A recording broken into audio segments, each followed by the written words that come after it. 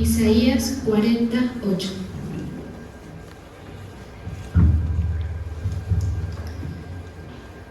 Sécase la hierba, marchítese la flor, mas la palabra de Dios, del Dios nuestro, permanece para siempre. Gracias, Señor. Estamos delante de ti, Señor, dándote toda la gloria, toda la honra a ti, Señor. Te pedimos que tú nos hables, Señor, por medio de tu palabra. Que esa palabra, Señor, entre a nuestro corazón, que haya cabida, Señor, y que cumpla el propósito para el cual tú la envías. Hoy nos disponemos para recibirla, Señor, en el nombre poderoso de Jesús. Amén y amén.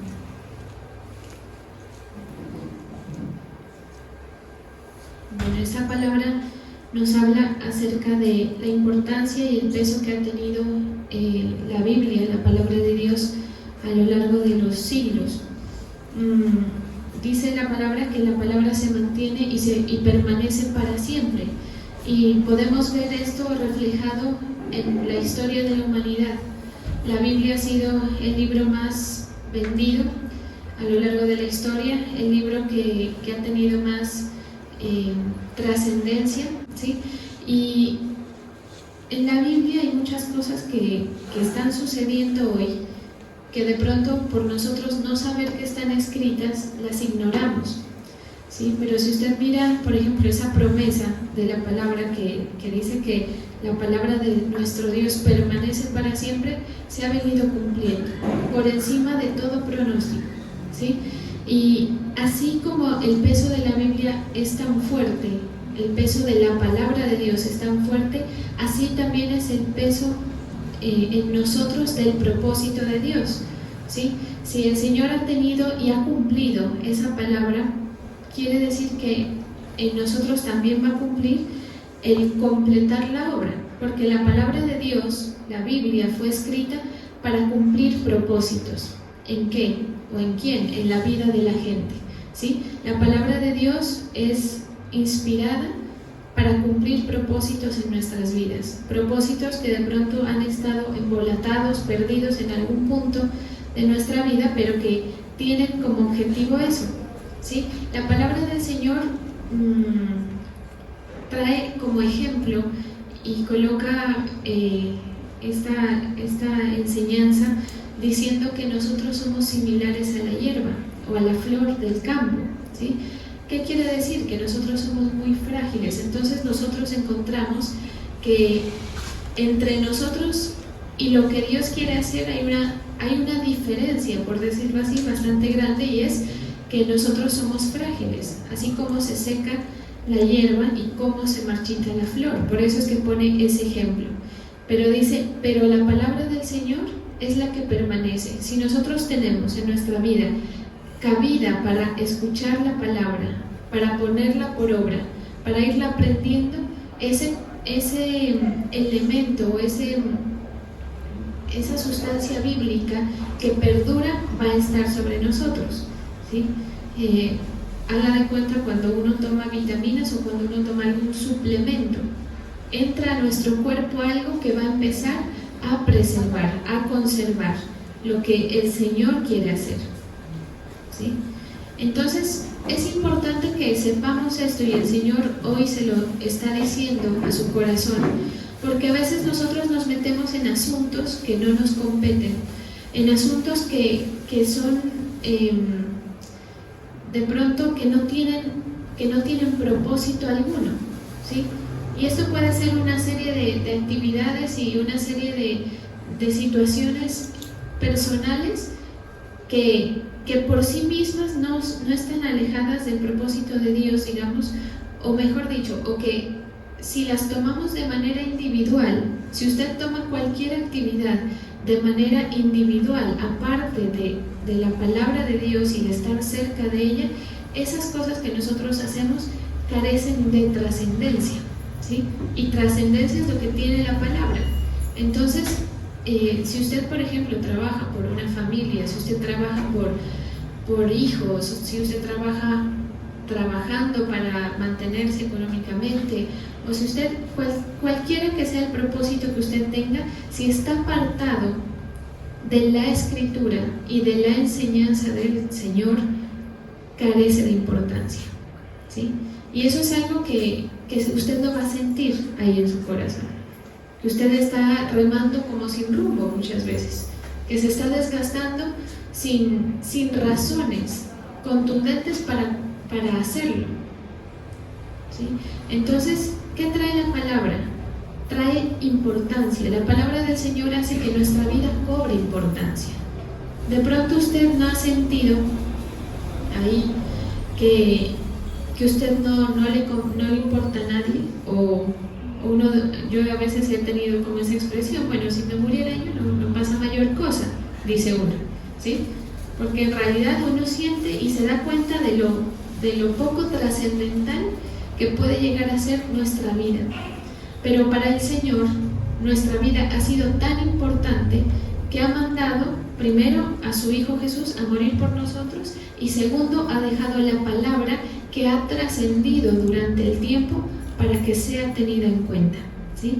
Entonces, la palabra de Dios por sí misma tiene un poder. Se da cuenta que cuando las personas empiezan a acercarse al Señor y llegan a la iglesia, generalmente uno no les dice mayor cosa, o no hay actividad específica que traiga, por decir así, liberación, o que traiga un cambio, sino solamente la constante recepción a la palabra del Señor, porque la palabra del Señor trae libertad, la palabra del Señor limpia, así dice la palabra, ¿sí? Entonces, esa trascendencia que el Señor ha tenido con su muerte, con su resurrección y con dejar la palabra escrita en la tierra, y que, como decimos, ha perdurado a lo largo de los siglos y ha sido el único libro que no ha sido posible extinguir, ¿sí? A pesar de todo, asimismo quiere el Señor que su vida cobre importancia, cobre la importancia, porque mire, usted y yo somos creación de Dios. Usted no dijo un día yo me voy a crear, usted no quiso nacer, ¿sí? Si usted, a veces hasta nos preguntan y uno hubiese preferido no nacer, porque por las dificultades o por lo que la vida no ha sido de pronto lo que nosotros hemos esperado o anhelado, pero nosotros somos su creación, y como su creación tenemos la importancia. En algún momento yo colocaba el ejemplo acerca de cuando uno le presta algo a alguien, ¿sabes? Digamos, si yo tengo un objeto que para mí es importante y yo se lo presto a usted, yo espero de usted un cuidado para ese objeto, porque lo considero mío. Si yo veo que alguien tiene un objeto y no es mío, me da igual si no lo tratan bien, ¿sí? ¿Cuál es el punto aquí, digamos, de encuentro de la palabra con este ejemplo que lo predicábamos hace un tiempo? Es que cuando usted se acerca al Señor y le dice, Señor, yo quiero que tú entres en mi vida, usted le está diciendo al Señor, Señor, yo quiero que tú seas mi dueño. Y cuando uno es del Señor, o cuando el Señor es nuestro dueño, Él nos defiende y nos lleva por los propósitos que Él tiene planeados, con ese cuidado, igual que cuando usted presta algo y le molesta cuando se lo maltratan y le molesta cuando no le dan el uso adecuado, ¿sí? Por eso es que el Señor es un tanto celoso con los creyentes, con los que han decidido que el Señor entre en su corazón, porque Él no quiere, primero, no quiere que usted lo toque nadie sin su consentimiento, ¿sí? Cosa que eso es algo muy beneficioso para nosotros y que nos habla de su amor, pero también no quiere que usted se mezcle con lo que a Él no le va a agradar, ¿sí? Entonces fíjese que es una situación de pertenencia. Y mire, uno en la vida siempre tiene ese contenido, ese sesgo, o esa inclinación, o esa tendencia personal de tener un sentido de una pertenencia, ¿sí? Hay un término en derecho que es los atributos de la personalidad.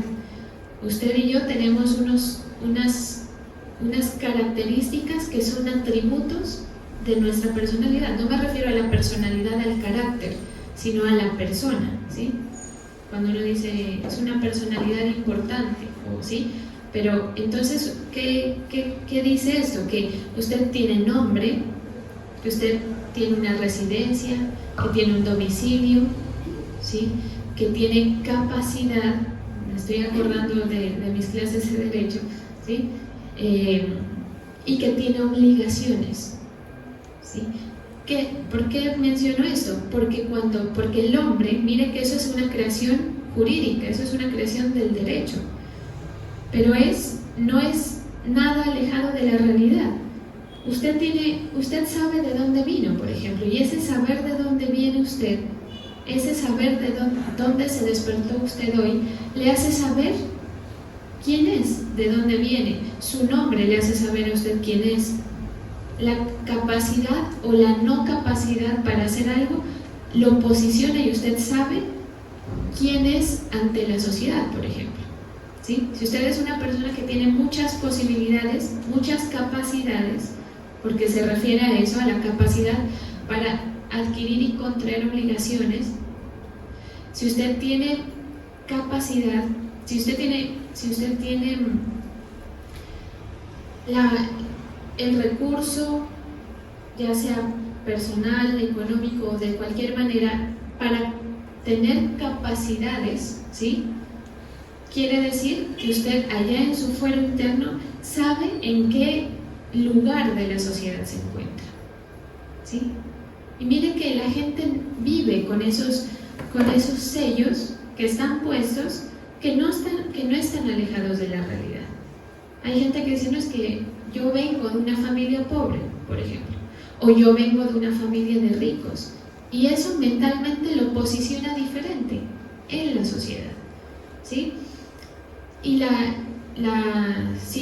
última es contraer obligaciones.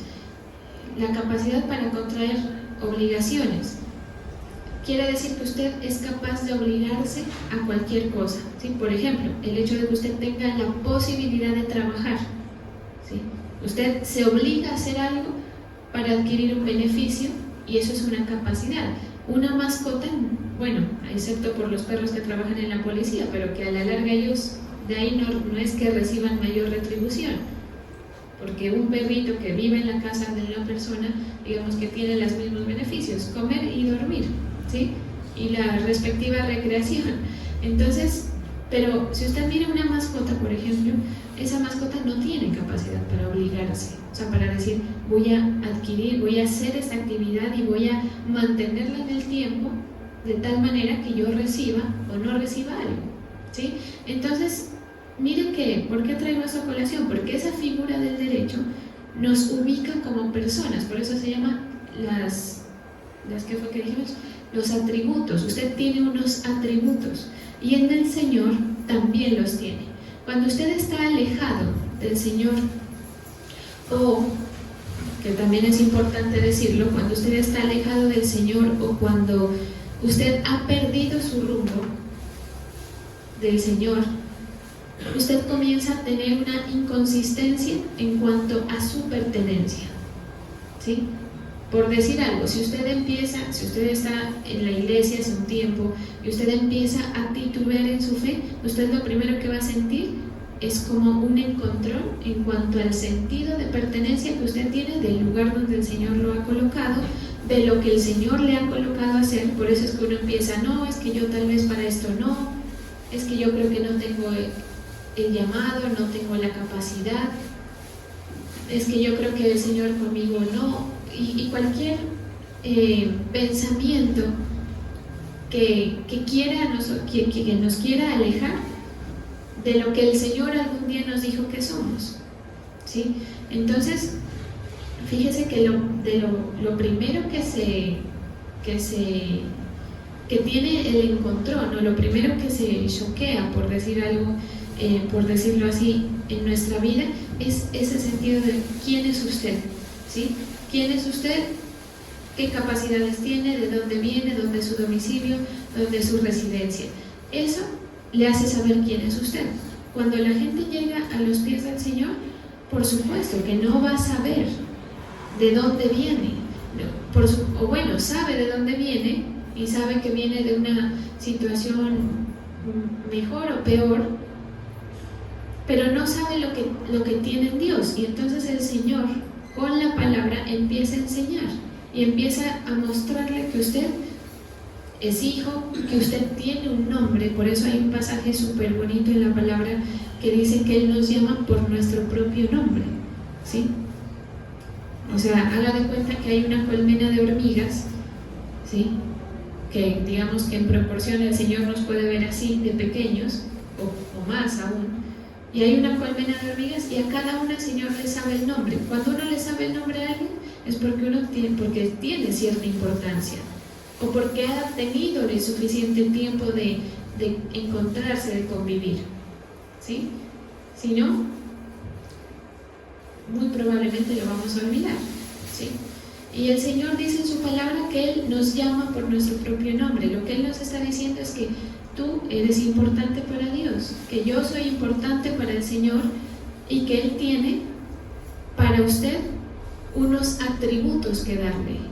El Señor tiene para cada uno de nosotros un lugar, por decirlo así, dentro de la sociedad. Sabe que cada uno de nosotros tenemos un lugar dentro de nuestra sociedad terrenal. De pronto usted es un trabajador, de pronto usted es un empresario, de pronto usted es una persona que se mueve en política, por ejemplo, ¿sí? O cualquier área, pero que en algún punto está situado en alguna parte de la sociedad. Lo mismo ocurre con el Señor. ¿Y qué quiere el Señor con nosotros?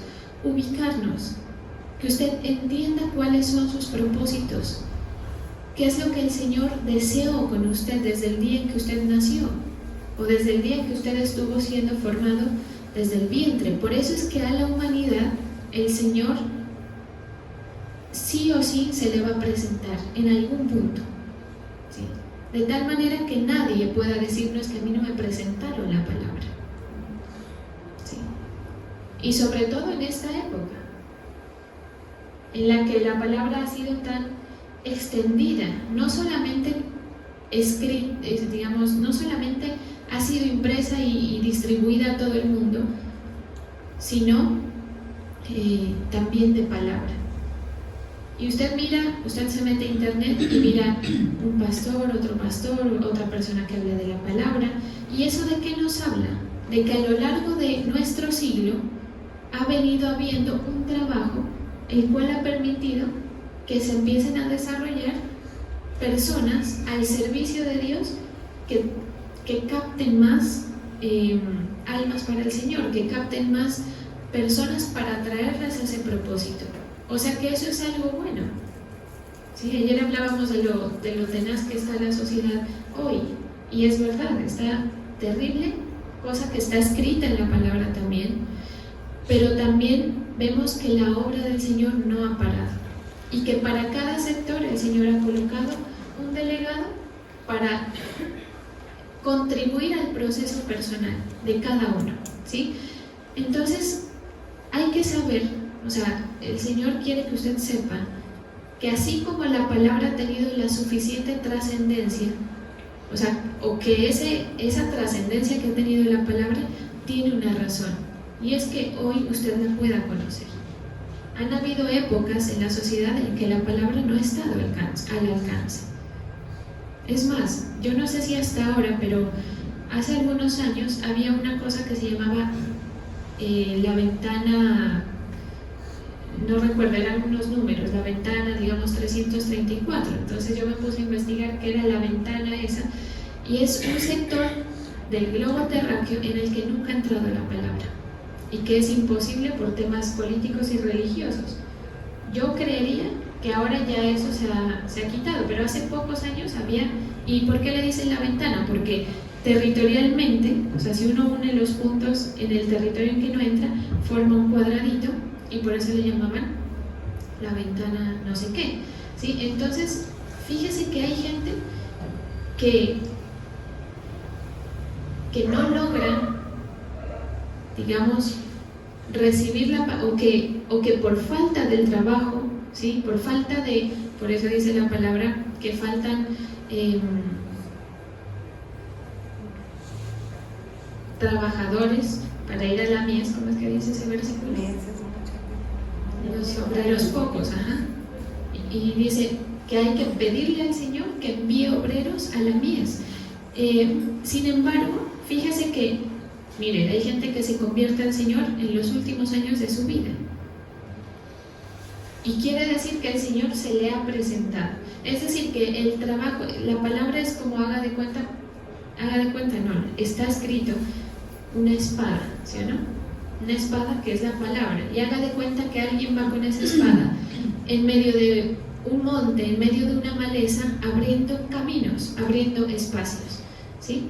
Eso hace la palabra en la humanidad. Y por eso es que a pesar de todo, encontramos espacios por donde la palabra ha pasado, en los cuales nosotros nos podemos meter. ¿Sabe? Cuando uno va por un monte, pero hay un caminito, que usted a un lado mira monte, al otro lado más monte, pero se ha trazado un camino por el que algunas personas han pasado. Los caminos se marcan en la tierra, los caminos naturales, digo, se marcan en la tierra de manera natural por el paso de la gente.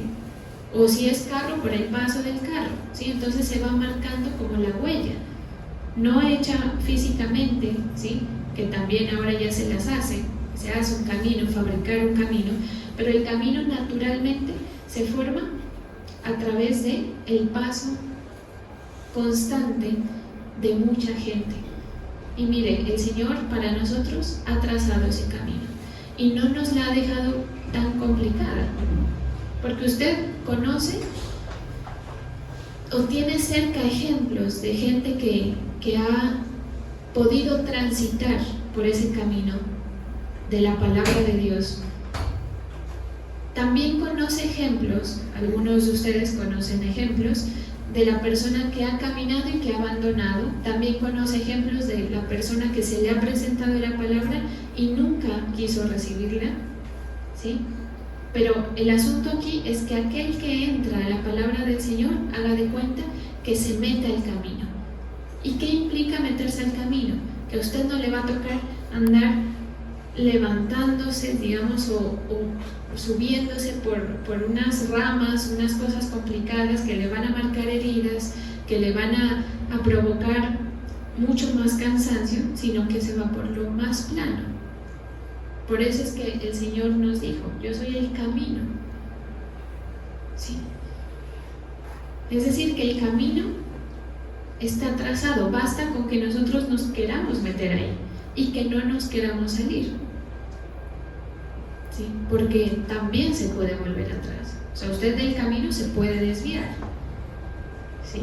Entonces fíjese que el Señor quiere, y el amor del Señor se demuestra mucho en eso, y es en que usted conozca cuál es su situación delante de Dios actual y cuál es la situación a la cual el Señor lo quiere llevar, ¿sí? Y para esto se necesita, por supuesto, creer. Porque si yo le digo a una persona de pronto de avanzada edad, le digo: el Señor tiene propósitos, el Señor quiere traer transformación, me va a decir: ¿qué voy a querer cambiar ya a estas alturas de mi vida? ¿O qué voy a poder yo lograr a estas alturas de mi vida? Pero casos hemos visto, y muchos, ¿sí?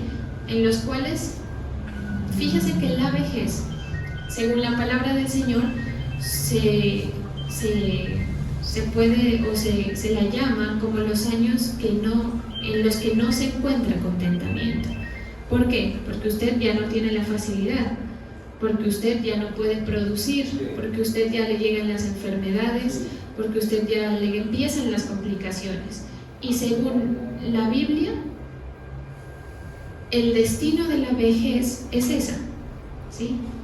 Pero con el Señor, o sea, si usted recibe la vida de Cristo, pueda que usted toda su vida haya sufrido y que usted haya llegado al final de su etapa y conozca al Señor, y que la vejez, que se supone que es la peor etapa del hombre, se vuelva una etapa mucho más agradable, ¿sí?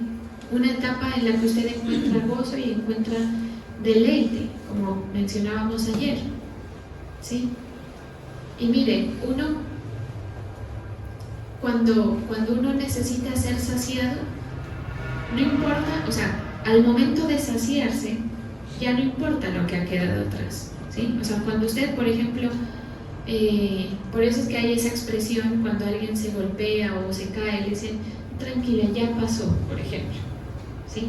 Porque listo, o sea, ya te dolió, pero lo que viene de aquí en adelante es mejor, ¿sí? Y eso es lo que el Señor propone para nuestra vida. ¿Para quiénes? Para todos los que quieran hacer parte o meterse en ese camino, como la llama la palabra, de las sendas antiguas, ¿sí? En el camino con el Señor, digamos que encontramos ese primer momento en el cual una persona puede llegar a conocerle, pero también empiezan a pasar los años, ¿verdad? Y entonces, mire usted, en su fe, acuérdese siempre de esto, usted en su fe va a encontrar muchos obstáculos para seguir creyendo. Muy posiblemente le ocurra que usted mira lo natural, por ejemplo. ¿No le ha sucedido de pronto que usted escucha a alguien hablar de la palabra y a usted le pesa un poco más la persona como tal? Fíjese que yo, pues en esta actividad de la predicación, siento mucho eso. Y digo, si yo lo siento, ¿cómo lo sentirá la gente? Es decir, a veces, cuando a mí me toca a veces editar esos videos y cuando empiezo a oír, no me quiero ir, ¿sí? Y yo cumplo con subir eso ahí para el que le pueda servir el video, la predicación, pero me fastidia oírme, ¿sí? Es chistoso porque es como si yo, o sea, como si no sintiera, o sea, verme a mí es como que me entra como hasta desánimo, ¿sí? En otras ocasiones me pasa, editando videos también, que empiezo a oír con mucho fastidio mi propia voz, porque lo más harto es oírse a uno mismo, ¿no? Cuando uno escucha la grabación de uno, o sea, uno siente la vergüenza ahí toda acumulada y bueno, se siente uno ridículo y de todo. Pero también me sucede muchas veces que empiezo a editar el video, entonces me toca ir oyendo, y en lo mal que me caigo a mí misma, empiezo a encontrar la palabra, ¿sí? Y entonces usted va a encontrar eso en su vida. De pronto la persona que le hable no sea la persona que más fácil de oír. De pronto a veces uno tiene hasta ciertos encontrones con la autoridad o con la persona que le está dando la palabra, y uno escuchar la palabra de alguien que a uno de pronto le mueve acá algo dentro que no es del todo bueno, le incomoda. Y entonces empieza a haber un factor por el cual usted ya no quiere recibir la palabra. Entonces, nosotros tenemos que saber que el Señor ha utilizado el mismo método siempre, de usar personas débiles para hablar su palabra. ¿Para qué?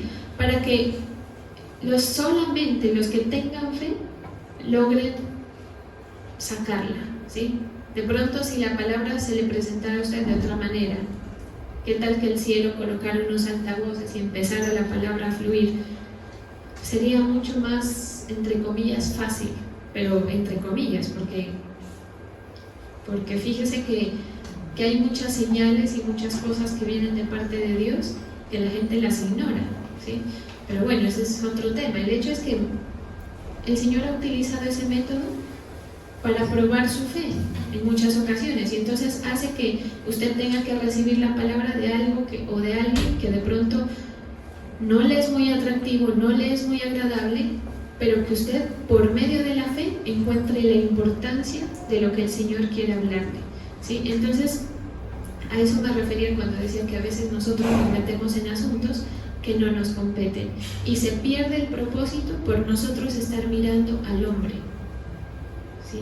Hay un pasaje que dice: dejaos del hombre, cuyo aliento está en su nariz. Prácticamente es como decir que usted no espere nada de nadie, algo así es, ¿sí?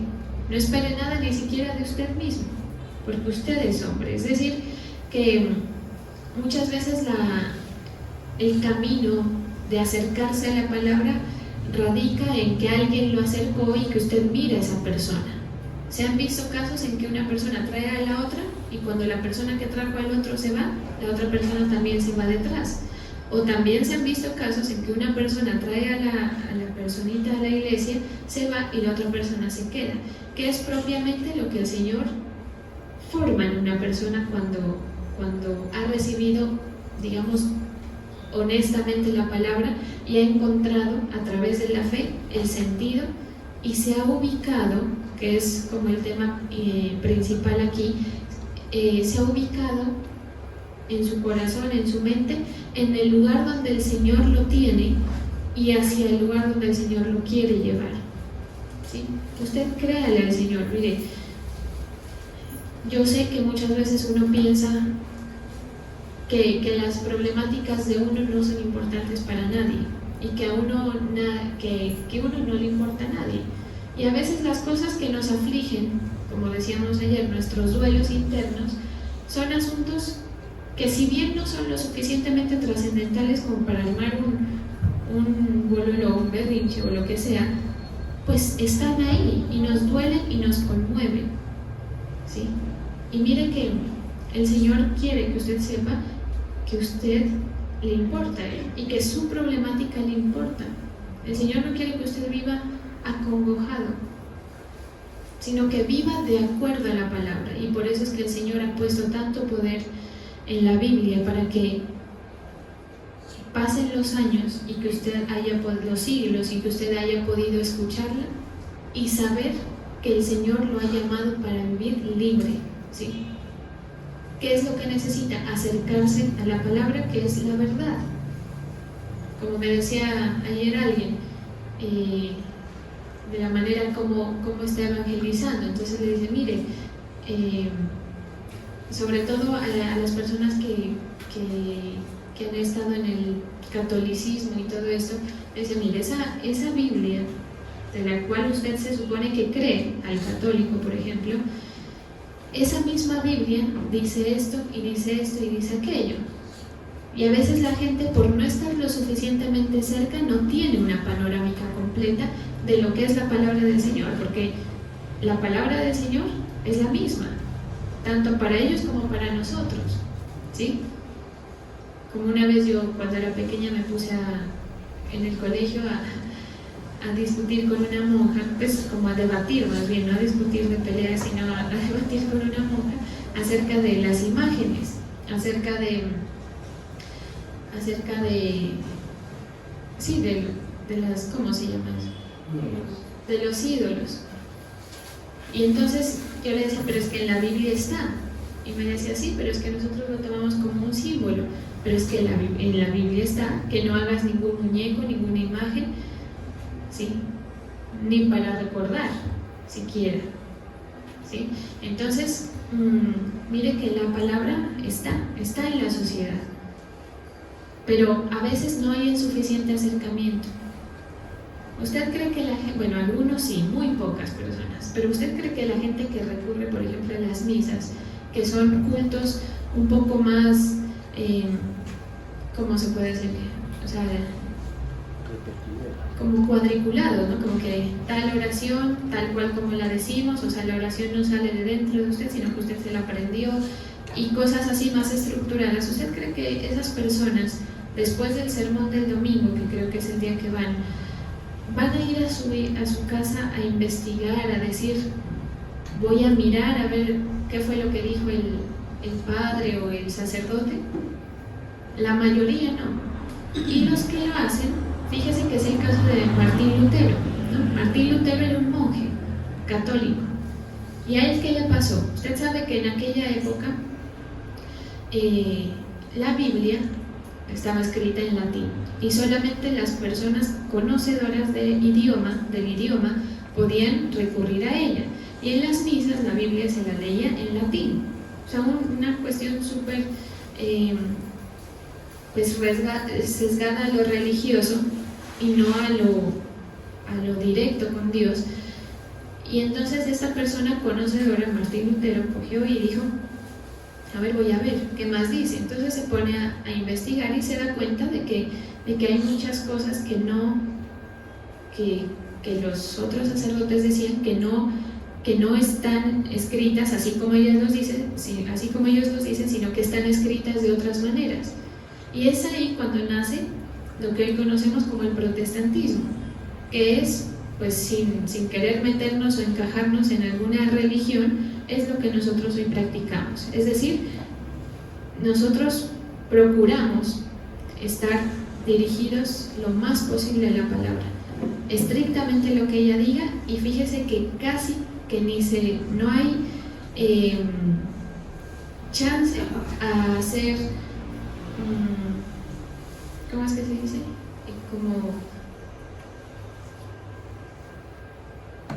Como a decir nuestra percepción de la Biblia, eso hay una palabra, a interpretar, a dar interpretaciones personales de la palabra, sino es meramente lo que está escrito. Y pues gracias al Señor también en el ministerio nos han enseñado mucho eso. Y por eso es que yo ayer les decía, les voy a dar un ejemplo, mejor no, porque no quiero salirme de lo que en realidad nos compete, ¿sí? Y eso para nosotros es bueno, porque imagínense que yo viniera aquí con mis ideas, por ejemplo, y que yo venga aquí a hablarle, por ejemplo, de política o de alguna cosa. Obvio tengo mi posición, obvio tengo mi postura frente a cada tema, pero va a ser una razón más por la cual usted no va a poder meterse en lo que se tiene que meter, sino que va a ver lo que yo le coloco enfrente, y eso va a ser un tropiezo para que usted pueda acudir. Si usted es una persona que recurre a la iglesia y se da cuenta de que el pastor es conservador o es de izquierda, ¿sí? Es de extrema derecha o de extrema izquierda, usted comienza a sentir como cierto rechazo. Entonces ese no es el punto que nos une en este culto y en esta reunión. ¿Qué nos une? La palabra, ¿sí? Entonces en la predicación por lo menos procuraré darles realmente el alimento que les hace bien, que les edifica, independientemente de cuál sea la situación, ¿sí? Y mire que la Biblia es eso. La Biblia es el libro, la palabra escrita por Dios, que independientemente de la situación está. Por eso es que también está ya en el sector católico y en otros sectores, aún en la gente que ni siquiera tiene fe, tiene la Biblia, ¿sí? Tiene poder, entienda eso. La palabra que usted escucha tiene poder. Y mire esto más, porque dice un pasaje que seamos oidores y también hacedores. La palabra que usted obedece tiene poder, ¿sí? Créalo, porque la liberación de una persona se va haciendo a través de eso, de recibir la palabra y por la fe que la misma palabra da, empezarla a practicar, ¿sí? Mire que cuando el Señor Jesús viene, o sea, el propósito del Señor Jesús venir a la tierra era cumplir con ese sacrificio que iba a dejar una marca, una huella para toda la humanidad de ese momento en adelante, en el cual se tenga en cuenta el Evangelio de Cristo. Por eso es que los evangelios cuentan cómo empieza prácticamente el ministerio del Señor y qué es lo que Él hace en su vida. O sea, es como decir, bueno, Jesús se dedicó a tales y tales cosas. ¿A qué cosas se dedicaba el Señor? A traer sanidad, a reconstruir, a enderezar, y por eso era que Juan el Bautista y los profetas en el Antiguo Testamento también mencionan este pasaje que dice: voz que clama en el desierto, ¿sí? Preparad el camino, enderezad las sendas, dice, ¿no? Entonces, mire, usted y yo tenemos muchas cosas torcidas, tenemos cosas que están bien, pero cositas que el Señor quiere enderezar, destinos a los que nos hemos metido en los cuales no deberíamos estar, y a veces no lo oímos al Señor, por orgullo, por terquedad, por muchas razones, por falta de fe, básicamente, ¿sí? Y entonces usted comienza a vivir y comienza, a veces hasta cerca del Señor, comienza a hacer cosas que lo llevan a destinos distintos.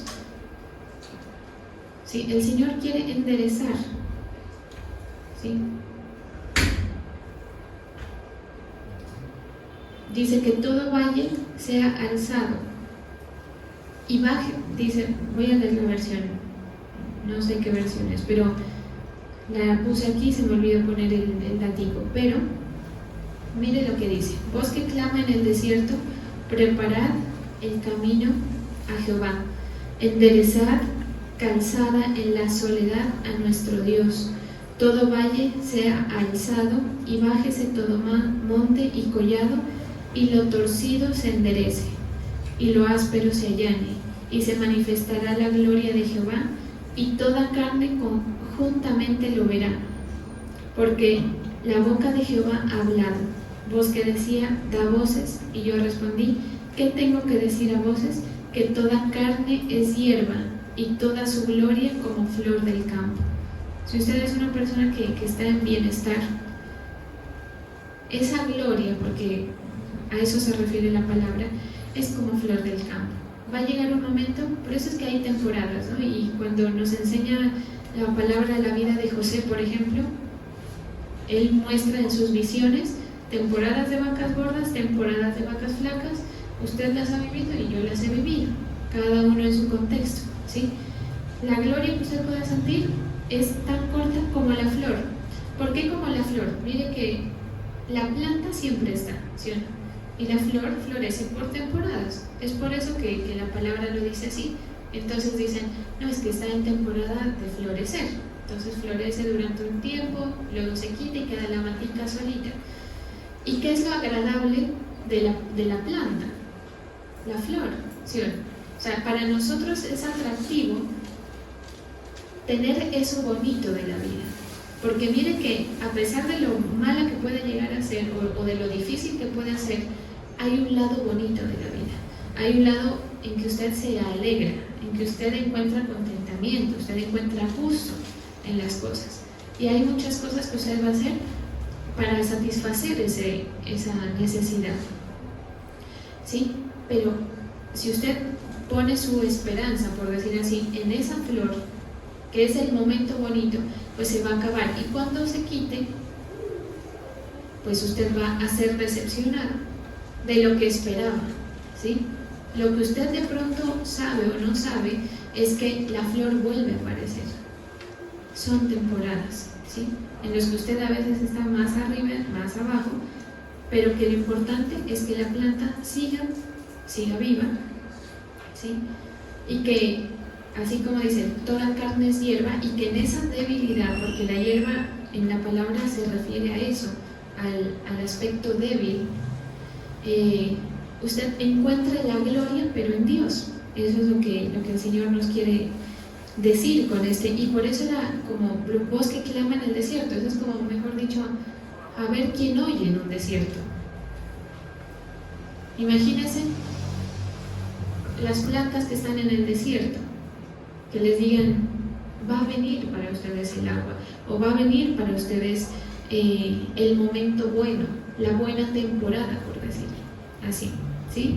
Y eso es lo que el Señor quiere. Y fíjese que el Señor en nuestra vida nos va a hablar, generalmente nos habla de una manera suave, realmente suave, nos trae con todo el amor, nos va explicando el Señor por dónde es, ¿sí? En otros momentos nos tiene que hablar un poco más fuerte, pero lo que sí es importante es que siempre nos habla claro, ¿sí? Es decir, la palabra está clara y el Señor a usted se le presenta con la palabra, y cuanto más el mensaje esté constituido por la palabra, más claro va a ser. Es como más puro, como el oro, por ejemplo, cuando dicen que tiene 18, 14 y no sé cuántos más quilates, y dicen que el tal número es que es más puro, ajá. Sí me hago entender, ¿no? Entonces, eso, la palabra viene así, y el Señor se la ha presentado para eso. Entonces hay que tenerlo en cuenta, hay que saber que no no importa la fragilidad, no importa la situación actual, sino que usted pueda conocer a través de la palabra cuál es su nombre, dónde el Señor lo ha puesto, dónde es su residencia, ¿sí?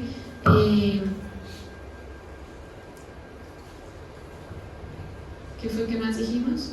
Las capacidades que tiene, las obligaciones que tiene, ¿sí? Miren que otra de las atribuciones de la personalidad del derecho, yo sé que de pronto no importa esa clase de derecho, pero la recuerdo el día que me la dieron, es el estado civil, ¿sí? Entonces usted ve una persona que está casada y usted ya la posiciona en un sitio de la sociedad, dice, está casada. Si está soltera, y según el lugar o su estado civil, pues usted lo encasilla, por decir así, en unas actividades u otras, en un estado u otro, ¿sí? Que puede variar, por supuesto, pero hace parte de lo que compone el ser humano. Y hay cosas que el Señor ha colocado en usted que usted lo completa como hechura suya, que en resumen le hacen notar que usted es su hijo, que el Señor le ha dado un nombre, que le ha dado un lugar, que le ha dado capacidades, que Él también le ha dado obligaciones como hijo, ¿sí? Pero que sustentan y que, digamos,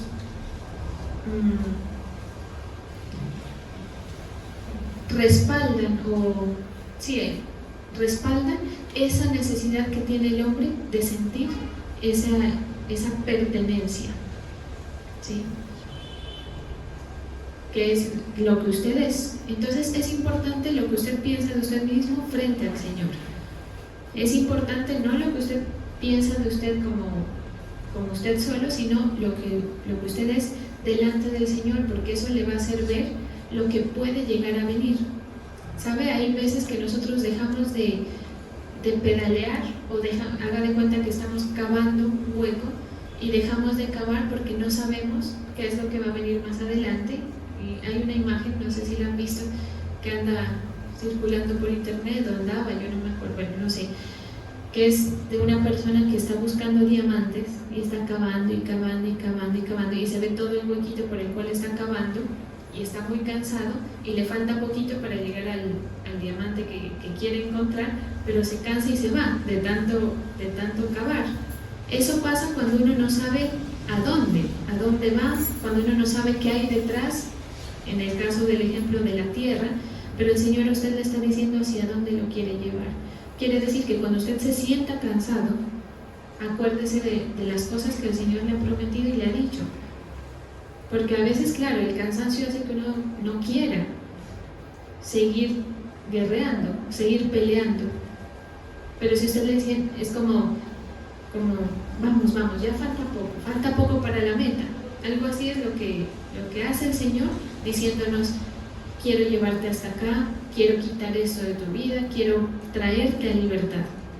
Entonces, la palabra es esa guía. Hay un pasaje que dice, bienaventurado, dichoso el que ha recibido la palabra, algo así, porque ha encontrado, bueno, no, lo estoy parafraseando, ¿no? Pero más o menos como que encontramos la verdad, es como decir, por fin encontré la ruta, la más fácil, encontré el sendero, en medio de esa maleza en la que usted estaba, encuentra el sendero. ¿Quiere decir que va a sentarse a esperar? No, usted va a seguir caminando y de pronto pueda que también se canse, pero es más fácil caminar en el camino que caminar en las espinas y en las ramas y en las piedras y cayéndose y golpeándose. Amén. Entonces mire que la palabra es eso para nosotros y no hay que restarle la importancia, ¿sí?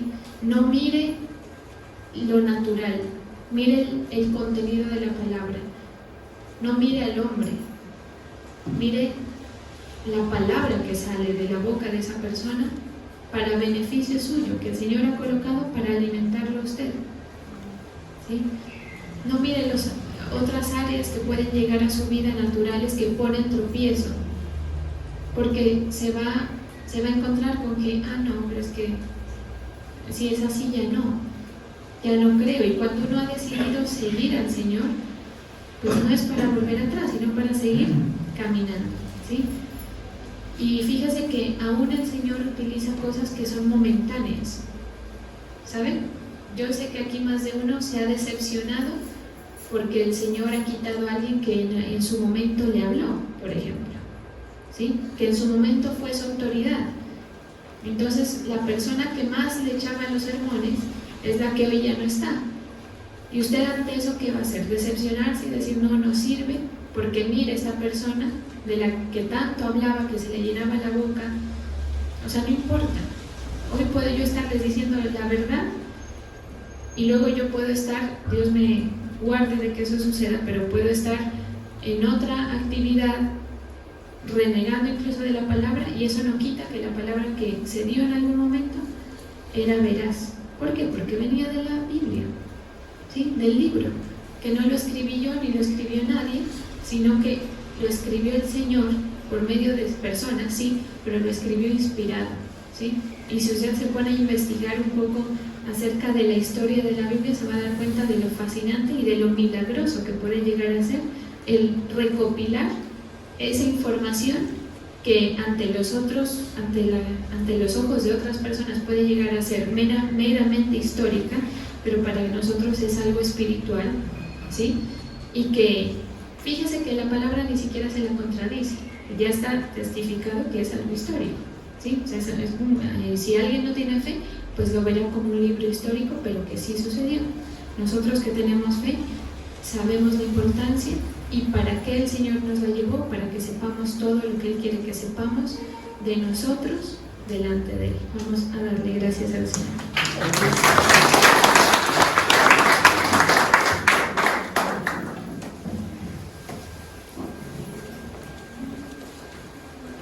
Gracias, Señor. Estamos hoy delante de tu presencia, Señor, delante de tu trono, trayendo todos nuestros bienes, todo lo que tú nos has dado delante de ti.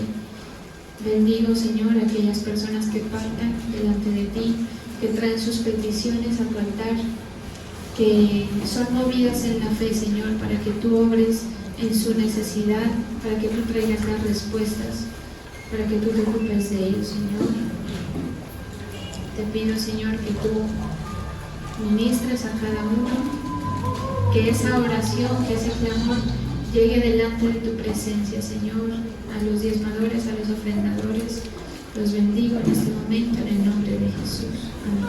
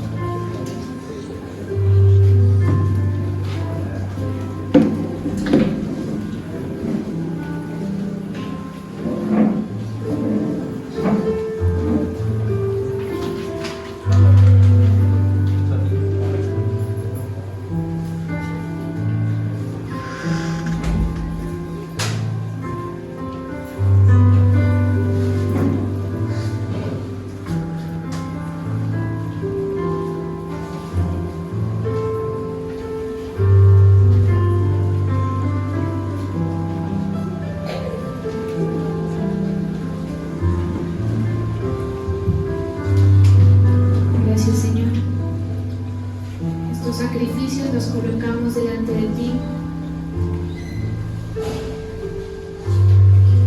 Declaramos que el olor de este clamor llega delante de ti como incienso del olor grato, Señor. Que tu Espíritu Santo se mueva a favor de la fe de tus hijos y que siga trayendo la respuesta, Señor, la ayuda a la necesidad. Hoy bendigo, Señor, este altar de sacrificio, lo presentamos delante de ti, Señor, en el nombre de Jesús.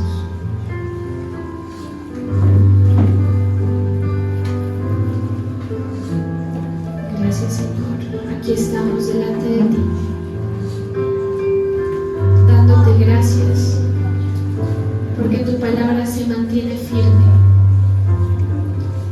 porque tú te mantienes firme, Señor, con los propósitos que tú tienes para cada uno de nosotros. Te mantienes firme con tu amor, te mantienes firme con tus misericordias, tú te mantienes firme con el compromiso que has hecho de tomarnos como tus hijos, Señor. Gracias porque tú no nos has dejado.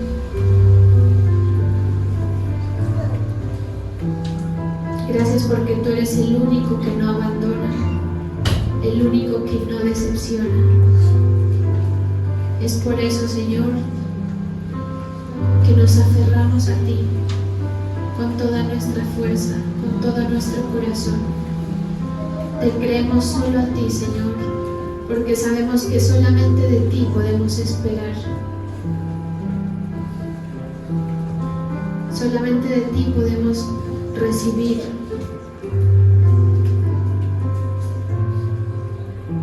Porque ni siquiera a nosotros mismos nos podemos saciar como tú lo haces.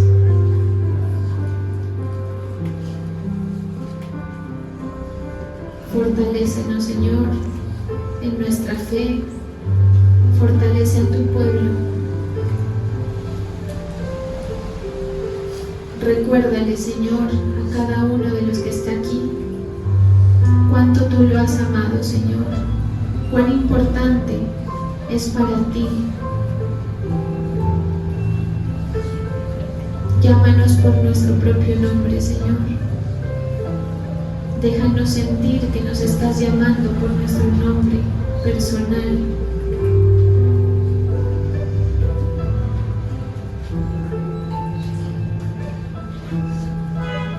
Solamente en ti colocamos nuestra mirada, nuestros ojos.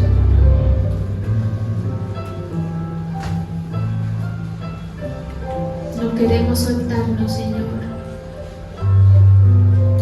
de la esperanza que tú nos has dado.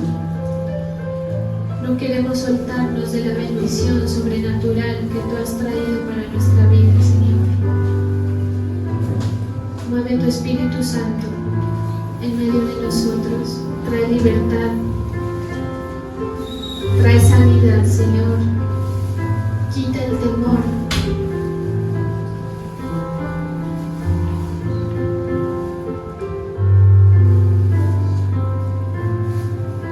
Trae paz, Señor. Trae sosiego. Aquí estamos, Señor, para ser llenos.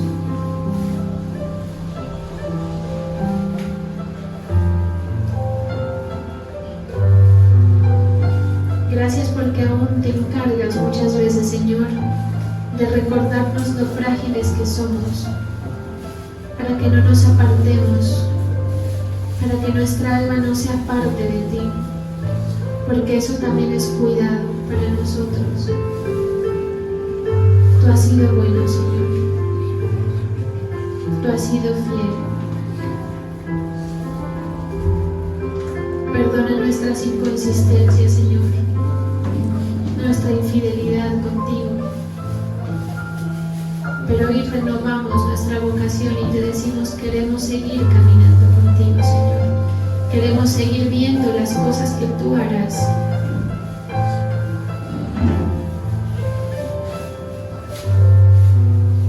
Queremos sorprendernos con lo que tú tienes.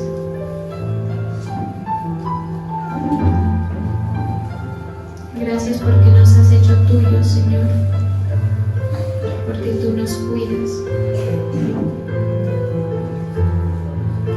porque tú te ocupas de tus hijos.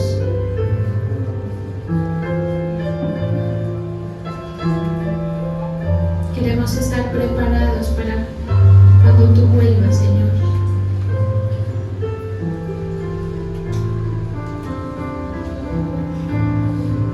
Queremos que tú allanes nuestros valles, que niveles las colinas, Señor, como dice tu palabra,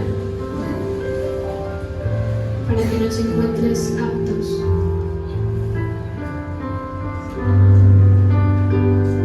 Porque entonces brillará la brillante gloria de Dios y todos te verán, así como tú lo has dicho, Señor.